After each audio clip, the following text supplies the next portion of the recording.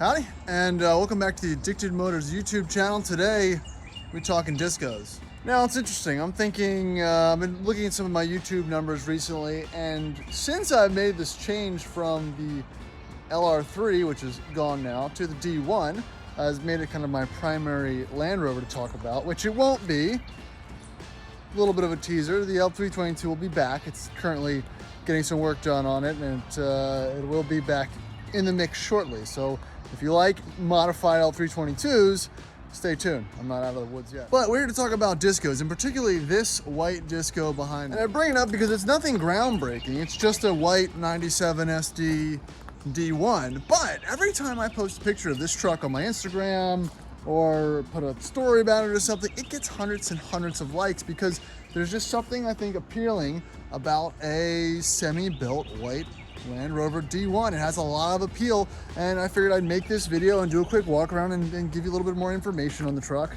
just because it is so popular. It's one of my good friends.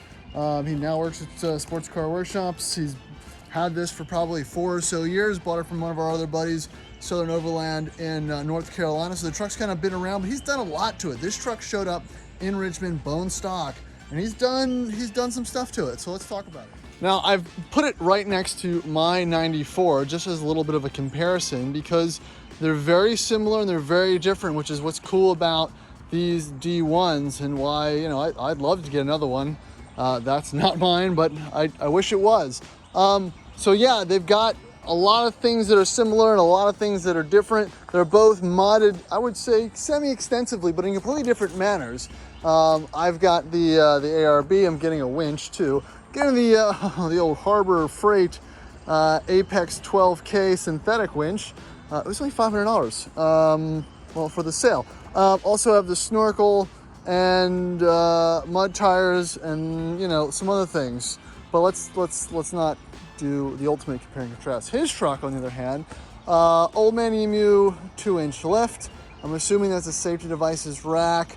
He's got Defender, I believe, calipers in the front, which I'll tell you what, they do make a difference. I didn't think I'd feel it, but it definitely makes a difference braking wise, as well as this custom skid plate, which is awesome. It is permanently installed.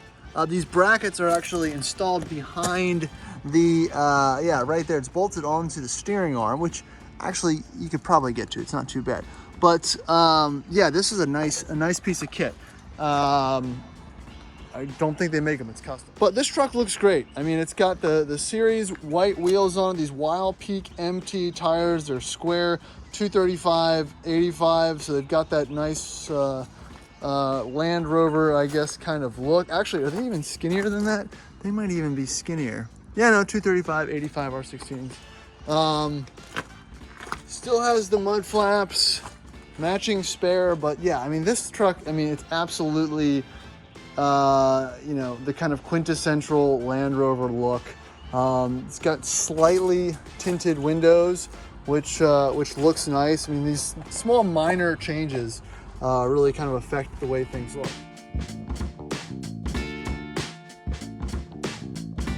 Max, which truck do you like?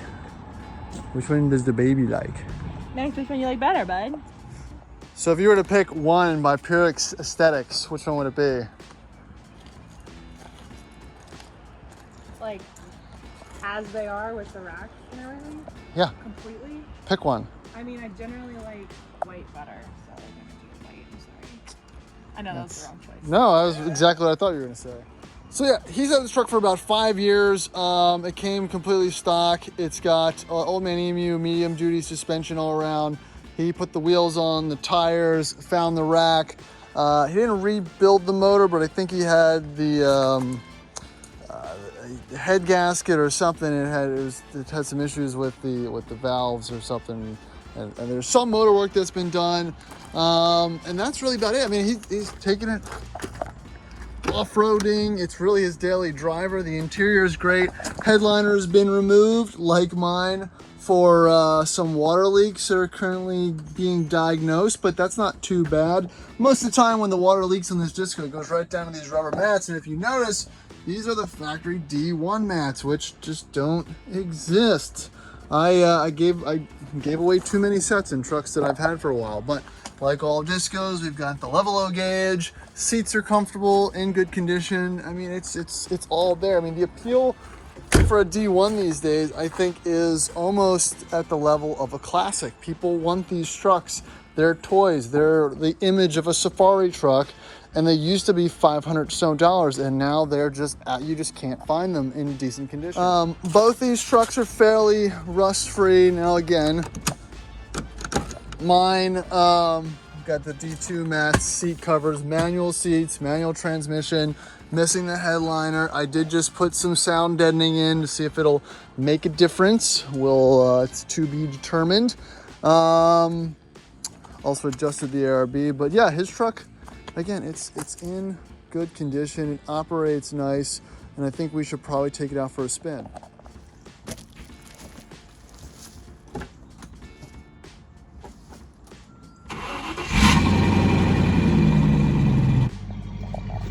So his exhaust has kind of modified itself as well, so it's got a pretty deep tone to it. You know, mine's pretty muted, I think, in comparison. Inside, we've got the two Amigos, 195,000 miles. The AC is working. The radio displays code. We do not have a code for it. Got the cup holders. You get all the good bits. You know, if people that have these trucks, they know what they're looking for. And, you know, the more time you spend with them, the more you kind of whittle down the good and the bad. And I'll tell you what, a headliner, you don't need it. Just chalk it up as the bad. So, how does this drive? Well, you know, some people might find these type of driving comparison videos boring, but I quite like seeing and driving other people's trucks that are like mine to compare and contrast, because they're not bone stock, and it's interesting to kind of see what else, you know, what someone's high mileage truck feels like, because I only kind of ride around in high mileage vehicles. So right off the bat, the Old Man Emu medium duty suspension in comparison to the heavy duty suspension that I have is night and day. Again, mine's probably quite dated, but this feels much softer, much more compliant, and much more livable for just, you know, going about daily duties. Honestly, it's that in comparison with these seats, which are power seats, mine are manual, they feel much more supportive. I'm sitting up higher in the truck, so it definitely, you know, people say your driving position doesn't matter. That's why people buy Land Rovers and Range Rovers. They like the up high command driving position, and I sit a little bit low in mine. And there's those brakes. I mean, they really feel like they grab, which mine feel like they rub in comparison. They just rub the car to a halt. But yeah, I mean, power, it's a 4-liter, not a 3.9. I never, you know, they always make fine under inadequate power for the most part, you know, coupled with the automatic transmission. And I think his viscous fan is, the clutch is stuck on. So it feels like it's making more noise than go, which I think kind of simulates a slipping transmission. It's not slipping, but just that extra rev noise can kind of put things in the different light. But no, it feels good. Steering feels fine. Could probably upgrade and update some bushings. He has a rear sway bar. Remember, I don't. But my suspension's stiffer, which kind of, you know, I think it probably equals out in the end. But you know, it moves along fine. Windows work, the AC's working, 4-wheel drive functions as it should. You know, it's just, I think the biggest difference is the automatic transmission. Just makes it a little bit more of a relaxed driving scenario. And those Defender brakes, I'm a big fan. I'm gonna have to look into that mod. I've never upgraded calipers before, but it's kind of like driving a naturally aspirated L322 and then driving the supercharged with the big Brembo brakes. And once you feel, you know, adequate stopping power, you don't want to go back. But again, I think, you know, owning these type of vehicles is really all about use case, right? Here in Richmond, on the East Coast, we can daily drive these things, no problem. You know, we've got alleyways, we've got you know, tight, twisty roads, we've got potholes, we've got all types of stuff that really lends a small, nimble SUV as a perfect, you know, kind of use case, even for a daily driving thing. You're not driving super far distance. You might sit in a little traffic, you know, but you know, there's mountains, there's shorelines, There's highway stretches, but you know, this isn't Texas. You're not running 80, 90, 100 miles an hour down 50 miles one way, sitting in bumper-to-bumper traffic for a super long time in 120-degree heat. You know, that might not be the best use case, you know. That's probably why, you know, these things get kind of get forgotten about in some of these more modern states. But in these older areas where it kind of replicates a little bit more of the countryside, I guess, if you want to call it that, it's super appropriate. Street park, don't worry about it. Maneuver, small, tight little parking places. You know, it just makes it a much more livable experience. Even the central locking works. So yeah, that's just gonna wrap it up on this kind of quick discussion, walk around. I haven't done one of these in a while, but I've needed to at least document this truck for years, since I've just been a huge fan of it. And I've had 2 or 3 other white discos, and I would just love one bone stock as a daily, but you know, I've got other things to play with in the meantime. So that's gonna wrap it up for this video. Thank you for watching. Please like, subscribe, do all that other fun YouTube stuff. We've got another video coming up on my diesel F-250, and probably some more on the other Land Rovers. We've got a work weekend coming up for the Rover group.